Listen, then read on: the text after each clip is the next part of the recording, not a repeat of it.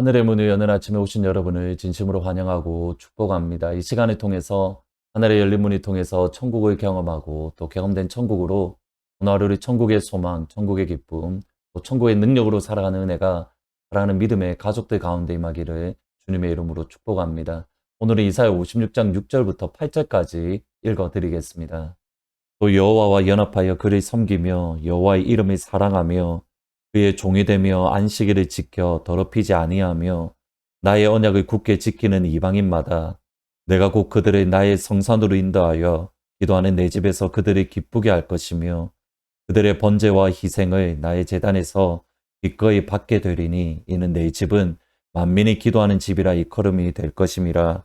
이스라엘의 쫓겨난 자를 모으시는 주 여호와가 말하노니 내가 이미 모은 백성 외에 또 모아 그에게 속하게 하리라 하셨느니라. 자주 말씀드렸듯이 기독교의 가장 놀라운 신비 중에 하나는 하나님과 사람의 동력, 곧 함께 일을 한다라는 정말 놀라운 일입니다. 천지를 말씀으로 창조하신 하나님께서 벌레 같은 인생을 사용하셔서 하나님의 뜻, 모든 것을 하실 수 있는 아버지의 뜻을 이루어 가십니다.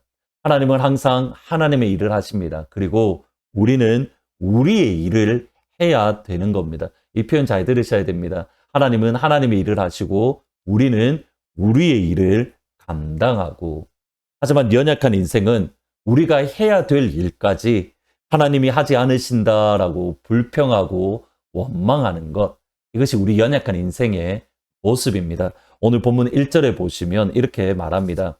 여호와께서 이와 같이 말씀하시기를 너희는 정의를 지키며 의를 행하라. 이는 나의 구원이 가까이 왔고 나의 공의가 나타날 것임이라 하셨도다.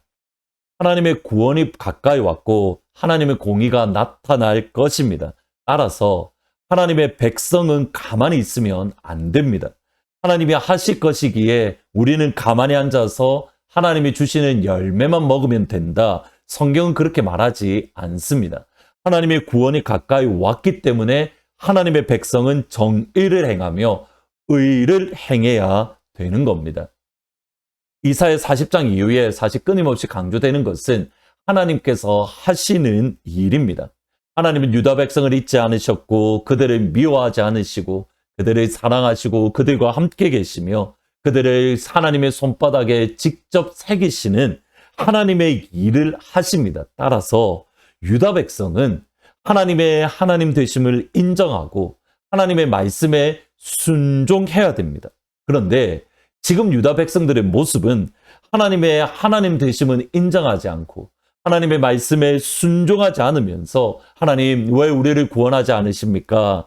하나님 왜 우리에게 공의, 정의를 행하지 않으십니까? 하나님은 우리와 멀리 계십니다. 하나님은 우리와 함께하지 않습니다. 끊임없이 불평하는 것이 지금 유다 백성들의 모습입니다. 여기에 대해서 하나님이 하시는 말씀이 이겁니다. 구원이 가까웠고 정의가 가까웠으니 너희는 의를 행하고 너희는 공의를 행해야 한다. 이사야 59장에서 다시 말씀을 드리겠지만 하나님의 구원을 경험하지 못하는 이유는 사실 분명합니다. 59장 1절 2절에 보면 이렇게 말합니다. 여호와의 손이 짧아 구원하지 못하심도 아니요 귀가 둔하여 듣지 못하심도 아니라 오직 너희 죄악이 너희와 너희 하나님 사이를 갈라놓았고 너희 죄가 그의 얼굴을 가리어서 너희에게 듣지 않으시게 합니다. 누구의 문제인 겁니까? 하나님이 아니라 우리의 문제입니다. 따라서 철저하게 나 자신을 되돌아보고 하나님 앞에 회개하는 것이 우리의 모습이 되어야 됩니다. 혹이라도 하나님과 나 사이에 갈라놓는 것이 없는지, 혹이라도 하나님의 얼굴이 가리워서 우리가 하나님을 보지 못하게 하나님께 들리지 않게끔 하는 것이 있지는 않은가? 항상 나 자신을 되돌아보고 항상 나 자신을 점검하는 것, 그것이 그리스도인의 진짜 모습입니다. 하나님과 나 사이의 관계를 점검하고 그리고 하나님께 나아가는 것.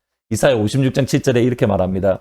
곧 내가 그들을 나의 성산으로 인도하여 기도하는 내 집에서 그들을 기쁘게 할 것이며 그들의 번제와 희생을 나의 제단에서 기꺼이 받게 되리니 이는 내 집은 만민이 기도하는 집이라 일컬음이 될 것이라. 하나님의 집 성전은 기도하는 집이다. 솔로몬이 성전을 건축하고 봉헌할 때 끊임없이 강조했던 것, 이곳은 기도하는 집. 하나님의 백성들이 성전을 향하여 기도할 때에 하나님은 들으시고 응답하소서.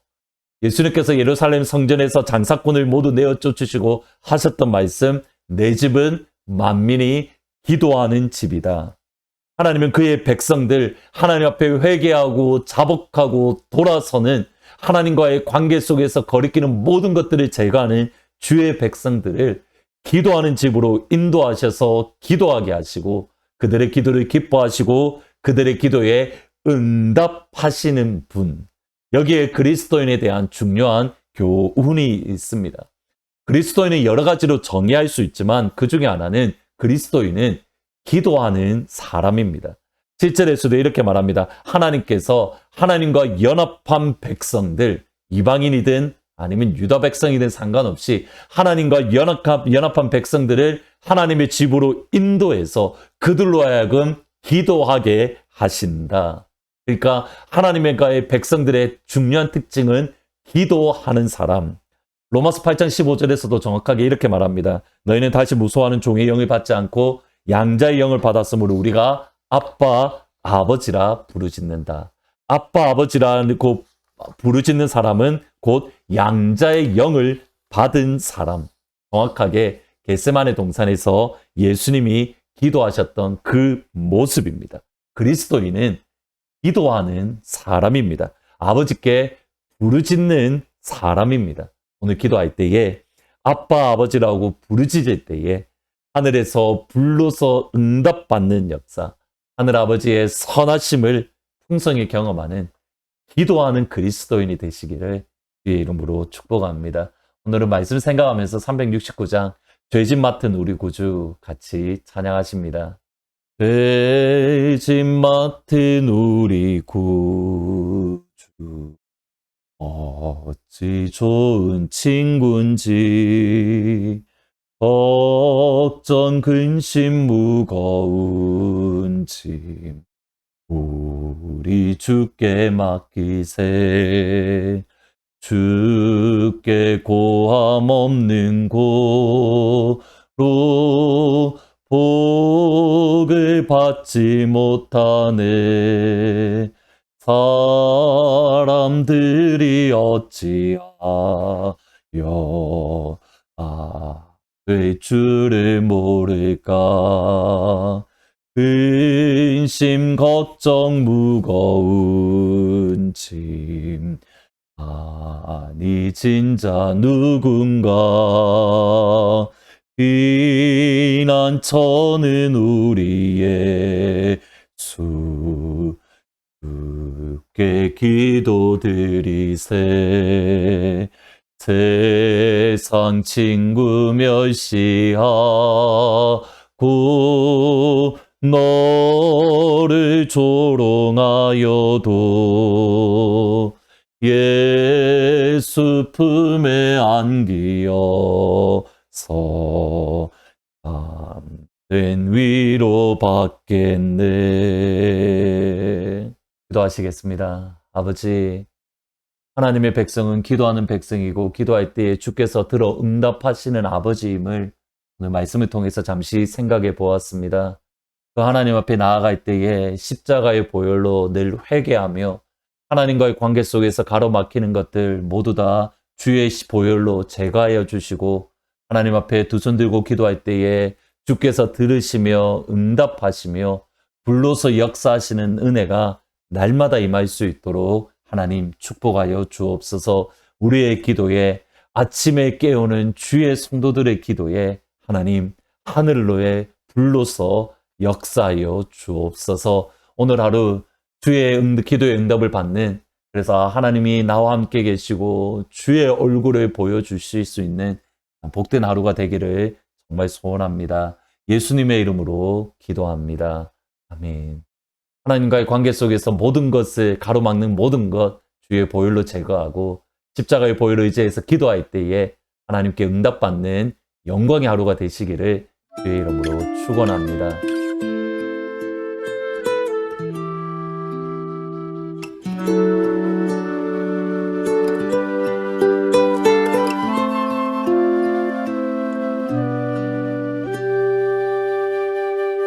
내 기도하는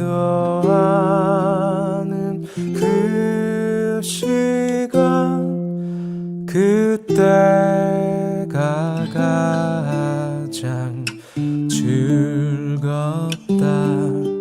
이 세상 근심 걱정에 얽매인 나를 부르사 내 진정 소원 주 앞에 난 낯이 바로 아뢰요. 큰 불행 당해 슬플 때 나 위로받게 하시네. 내 기도하는 그 시간 내게는 가장 귀하다. 저 광야 같은 세상을 끝없이 방황하면서 위태한 길로 나갈 때 주께서 나를 이끌어 그 보좌 앞에 나아가 그 은혜 받게 하시네.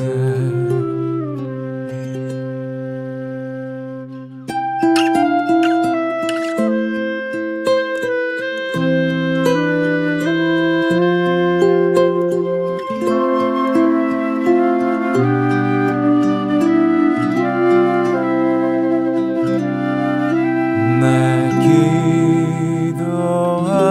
기도하는 그 시간 그때가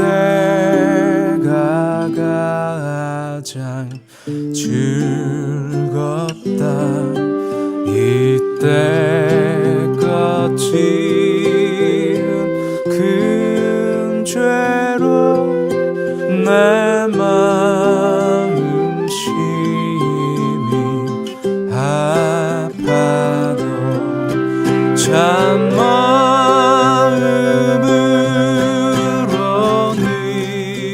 뉘우쳐 다스